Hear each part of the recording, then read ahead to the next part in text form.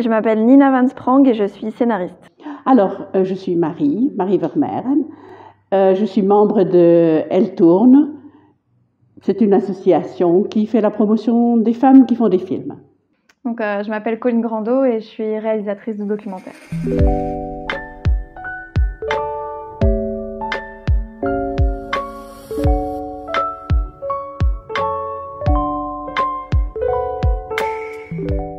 Citer un réalisateur, c'est facile. En citer 5, c'est simple aussi. Mais citer 5 réalisatrices, ça devient plus compliqué. Ne parlons même pas des femmes scénaristes que l'on ne connaît pas, encore moins des productrices de films. Inconsciemment ou consciemment, l'imaginaire collectif oublie les femmes du métier. La question se pose donc, y a-t-il un manque de représentation des femmes ? Et est-ce que le cinéma est sexiste ? Dans les projets les plus mainstream, par mainstream je veux dire pas spécialement féministes, pour lesquels j'ai travaillé, il y a un impensé du sexisme qui est extrêmement fort, que moi je vois énormément en fait, et il y a des réflexes sexistes et racistes et plein en fait il y a des réflexes discriminatoires comme il y en a partout dans la société qui se retrouvent et qui sont difficiles à combattre parce que quand on fait la remarque dans une équipe qui n'est pas spécialement portée à la réflexion sur ces sujets, les personnes à qui on fait la remarque se sentent vite attaquées. En tout cas, ce que je peux dire, c'est que moi, pendant mes études, donc j'ai fait, avant de faire une école de cinéma, j'ai fait des études universitaires où j'étudiais aussi le cinéma, mais de manière théorique. On m'a jamais parlé de femmes réalisatrices, à part peut-être Jane Campion. L'exemple, voilà, parce qu'elle a eu une palme, mais... Une demi-palme, parce qu'elle l'a partagée avec un autre réalisateur, qui était donc un homme. Mais en fait, dans mes études, la manière dont on m'a enseigné le cinéma, je n'ai vu que des films réalisés par des hommes. Donc déjà, ça, je pense que ça dit quelque chose. Après, je pense que quand les gens vont au cinéma, ils se posent peut-être pas la question du genre de celui ou celle de la personne qui a fait le film.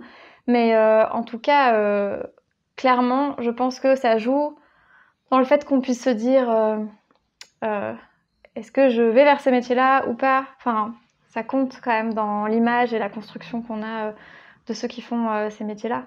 Les personnages féminins sont souvent représentés de façon complètement passive comparés aux personnages masculins. C'est encore plus vrai si c'est des personnages qui cumulent différentes discriminations, donc les femmes racisées, les femmes pauvres, etc.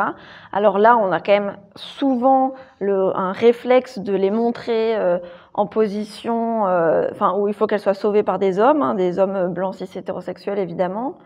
Il y a des schémas comme ça qui reviennent, mais maintenant il y a même des fois une espèce de vague un peu sexiste qui dit « Attendez, il faut se défendre contre cette volonté d'écrire des personnages féminins qui émergent de toutes parts, et pas que féminins, mais en tout cas des personnages plus divers, plus originaux, des personnages qui représentent l'immense diversité de la vie, contrairement à ce qu'on a vraiment l'habitude de voir. » Le phénomène d'invisibilisation touche les femmes dans beaucoup de domaines de l'art et de la recherche. Pour faire simple, l'invisibilisation consiste à effacer les traces des femmes, parfois pionnières dans leur domaine, au profit des hommes.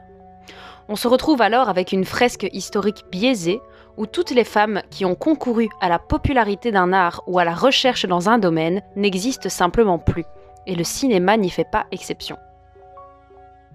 Mais j'ai le souvenir très fort d'avoir participé à une conférence un peu justement sur la place des femmes dans les milieux artistiques en général et d'avoir une jeune femme qui vient me voir à la fin en me disant « Est-ce que vous pouvez me donner des noms de réalisatrices ?» Et c'était même pas francophone en fait, c'était juste de réalisatrices tout confondu. Et là je me suis dit « Ah oui, c'est pas du tout dans l'esprit des gens, même quand on cherche un peu, ça vient pas tout de suite quoi. » Donc c'est quand même qu'on doit pas en parler beaucoup. Ça, c'est tout à fait net. Il y a deux points de vue. D'abord, historiquement, les femmes disparaissent. Il n'y a pas qu'en cinéma, ça. Elles disparaissent partout.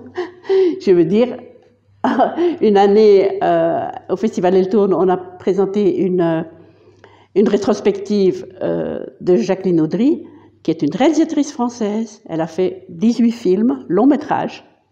Hey, qui la connaît? Et à l'époque, c'était elle qui avait le box-office. Donc tous ces films faisaient des cartons dans les années 50, fin des années 50.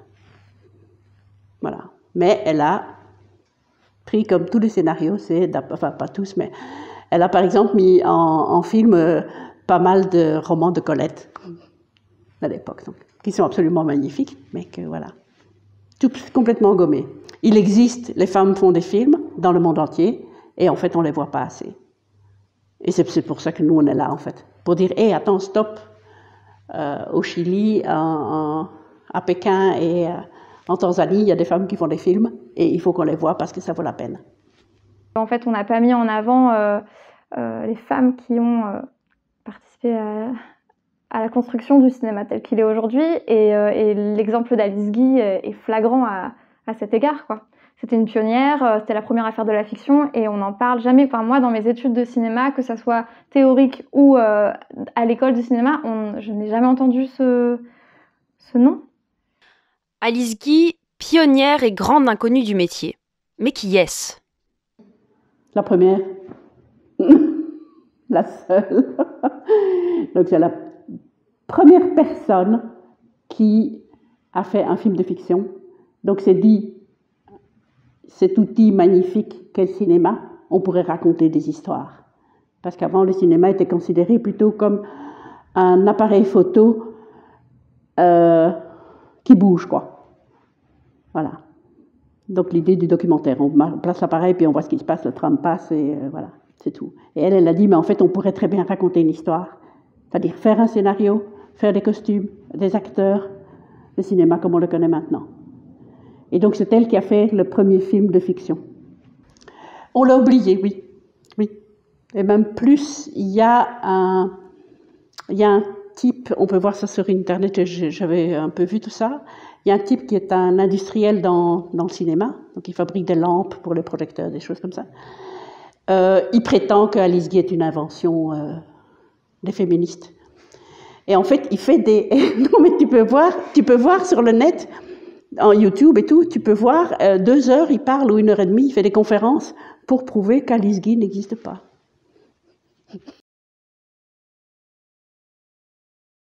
Donc je représente l'association Elles font des films, qui est donc un collectif de professionnels, de techniciennes et de réalisatrices, enfin en tout cas des femmes qui travaillent dans le milieu du cinéma en Belgique francophone. Et nos missions, il y en a beaucoup, mais grosso modo c'est lutter contre le sexisme, à la fois à toutes les étapes de la création d'un film, donc que ça soit à l'écriture, au développement, sur les tournages évidemment, et même ensuite dans les autres étapes, comme la diffusion, la promotion, et dans les écoles aussi. C'est un volet important du collectif, parce qu'en fait ça commence là, quelque part. Enfin, on s'éduque, on se forme, et on est formé dans des stéréotypes de genre, parce que la société est comme ça, et donc les écoles sont pas différentes de comment est la société, et donc ça c'est très important pour nous. Alors moi je fais partie du collectif Paye ton tournage, donc c'est une plateforme en fait qui relaye, qui met en lumière des témoignages à la base de sexisme sur les tournages, et puis en fait progressivement on s'ouvre un petit peu à d'autres formes de discrimination. Donc le but c'est de relayer la parole, on le fait de manière complètement anonyme. Donc on ne partage jamais qui a écrit, on ne sait pas dans quel contexte. On reçoit des témoignages tous les jours, et donc on les publie au fur et à mesure sur un Tumblr, sur Instagram, on a une page Facebook aussi. On relaie aussi des articles et des informations concernant le sexisme dans le cinéma, les avancées, les catastrophes. Il y a beaucoup plus de mauvaises nouvelles que de bonnes, hein, on le sait quand on est un petit peu militante.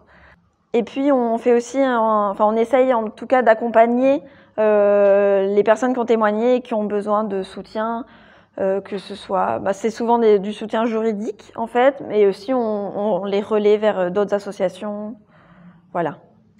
En fait, on veut montrer que les femmes existent, qu'elles font des films et que leurs films sont magnifiques, et que leurs films doivent être vus. Ce n'est pas pour ça que les films d'hommes sont mauvais.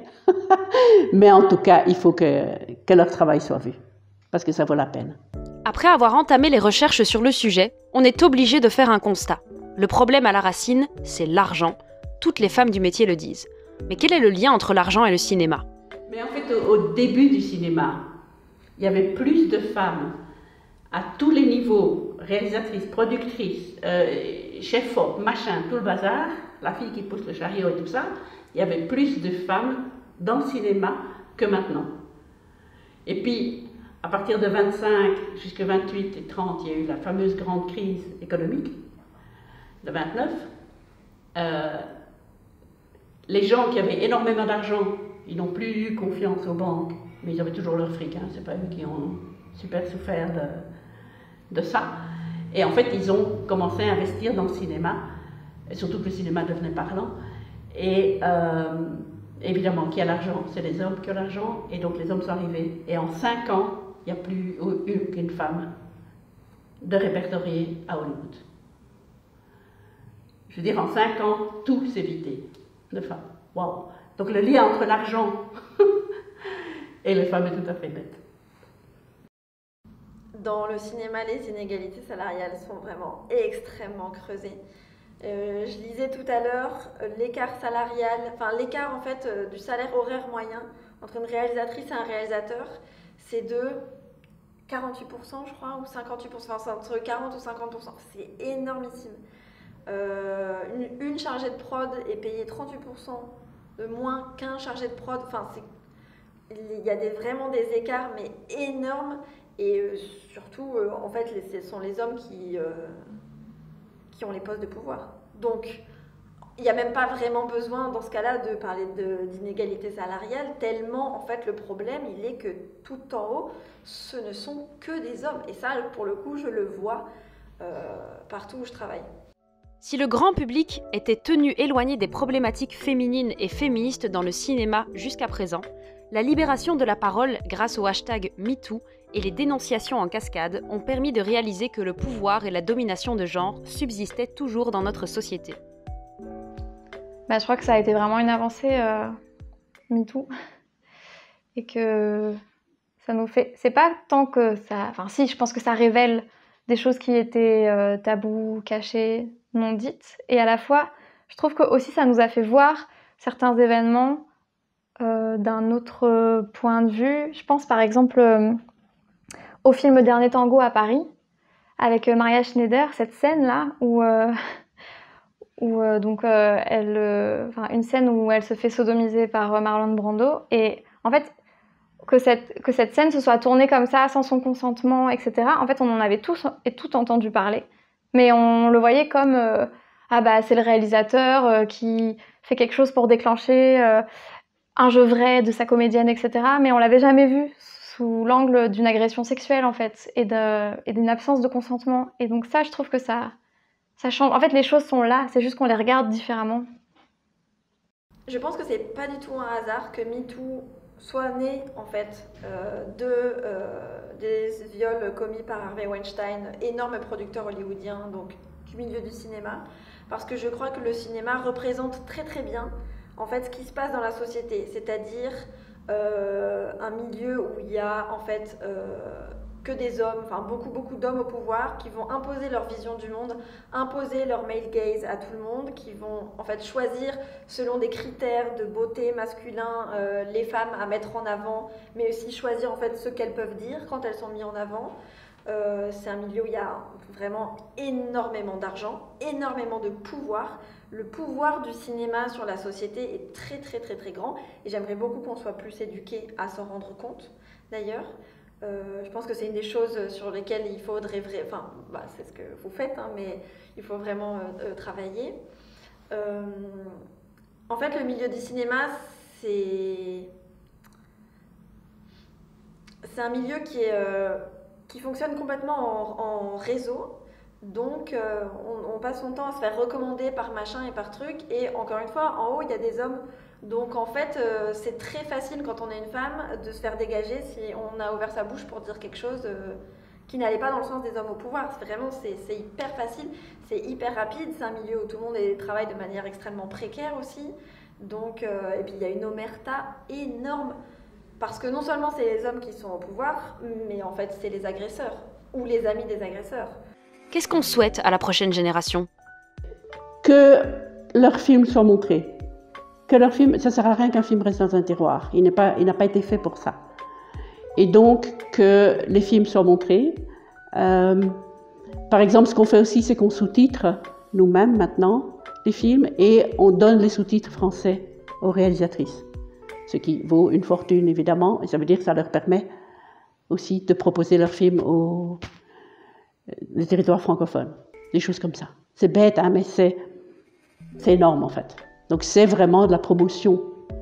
Et c'est pour dire, waouh, il y a des femmes qui font des films partout. Et il faut voir leurs films, il faut être un peu curieux. Évidemment, on ne les connaît pas.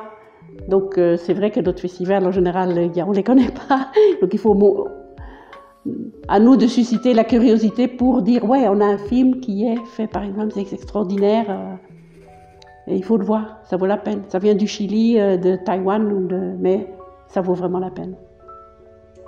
Parce que ça change ce qu'on a dans la tête, quoi. Ce qui est chouette pour les femmes dans le cinéma, c'est que des collectifs comme Elles font des films n'aient plus de raison d'être. Donc en fait, on se le dit souvent en AG, on se dit mais en fait nous notre vocation c'est de disparaître quoi. Ça serait cool.